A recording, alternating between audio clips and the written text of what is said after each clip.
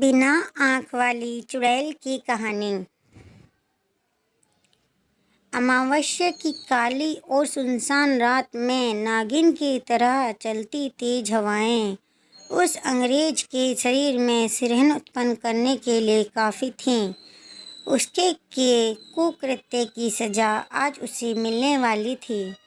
उसके सामने बचने के सारे रास्ते बंद हो चुके थे। यह उस समय की कहानी है जब भारत में अंग्रेज़ों का गुलाम था। पूरे भारत में अंग्रेज़ों का शासन चलता था। अंग्रेज़ अफसर और सिपाही लोगों को आर्थिक, शारीरिक और मानसिक रूप से खूब शोषण करते थे।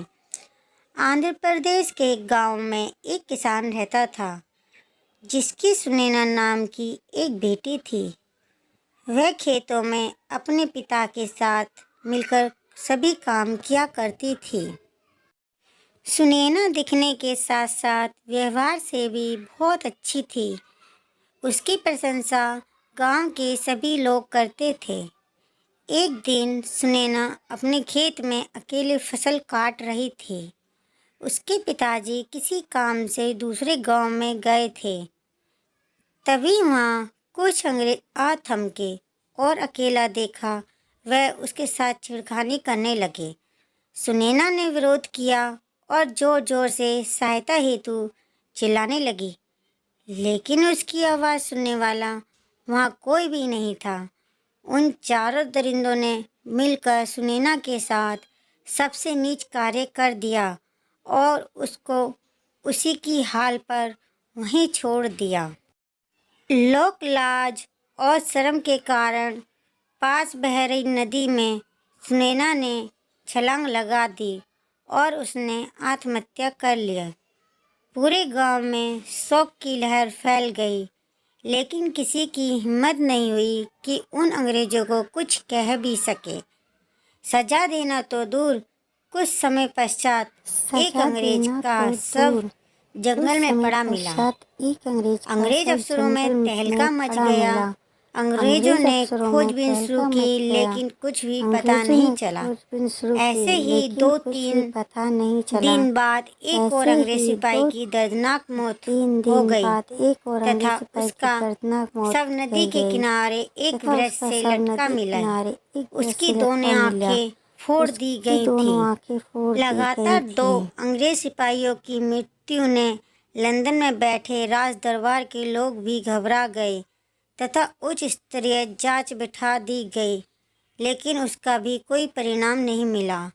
अभी जांच चल ही रही थी कि उस रात एक और सिपाही का शव नाल में पड़ा मिला। 3 अंग्रेज की हत्या होने के बाद उन सभी में एक बात की खोज होने लगी, जिससे पता चला कि वो तीनों एक साथ उस गांव में ही ड्यूटी कर रहे थे। तो जो चौथा अंग्रेज सिपाही था जिसने उन सब के साथ मिलकर उस लड़की का बलात्कार किया था, उसका दिमाग घुमा। वो दौड़ा दौड़ा भागा और सीधे अपने उच्च अधिकारियों के पास गया और सारी कहानी कह सुनाई। उसके अंग्रेज अधिकारी उस पर हंसने लगे कि जो खुद मर गया वो दूसरों को कैसे मारेगा। ये इंडियंस मूर्ख और पिछड़े हैं, इसलिए हमारे गुलाम हैं। तुम भी उनके जैसे ही मूर्ख बन रहे हो। भूत, प्रेत, आत्मा, चुड़ैल कुछ नहीं होता है। लेकिन वह बलात्कारी अंग्रेज को शक हो गया और उसे बहुत डर लगने लगा। वह समझ गया था कि सुनैना मुझे भी नहीं छोड़ेगी। अब मैं ही अंतिम सिपाही बचा हूँ। बाकी सब बलात्कार करने वाले अंग्रेज मर चुके हैं। अब उसका अगला शिकार मैं ही हूँ। भारत में रहते हुए उस अंग्रेज ने कई साधु बाबा की कहानियाँ सुन रखी थी जो बुरी आत्मा और भूत प्रेत से बचाते हैं। वह जंगल में निवास करने वाले एक साधु बाबा के पास गया तथा उसने अपनी समस्या बताई, लेकिन बताया नहीं कि बलात्कार किया है। साधु बाबा बड़े सिद्ध पुरुष थे। उन्होंने उस अंग्रेज सिपाही की आंखों में देखकर सब बात जान गए और कहा कि ये दुष्ट, तूने बहुत ही बड़ा अपराध किया है, उसके बाद भी झूठ बोलता है। तेरे अपराध का कोई समाधान नहीं है। तुझे अपने कर्मों का फल अवश्य मिलेगा।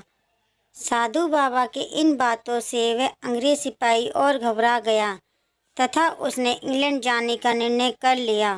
वह दोबारा भागा भागा अपने उच्च अधिकार अंग्रेज अधिकारी के पास गया और उसको वापस इंग्लैंड ट्रांसफ़र करने का विनती करने लगा। उस बड़े अंग्रेज अधिकारी ने कहा, ठीक है, मैं तुमको इंग्लैंड जाने का पत्र दे दूंगा, लेकिन तुम्हें उसके लिए मुझे 50 सोने के सिक्के घूस में देने होंगे। वैसे भी तुमने आसपास के गांव वालों से बहुत पैसा लूटा है और हम सब से चोरी करके रखे हैं, सब रखते हैं।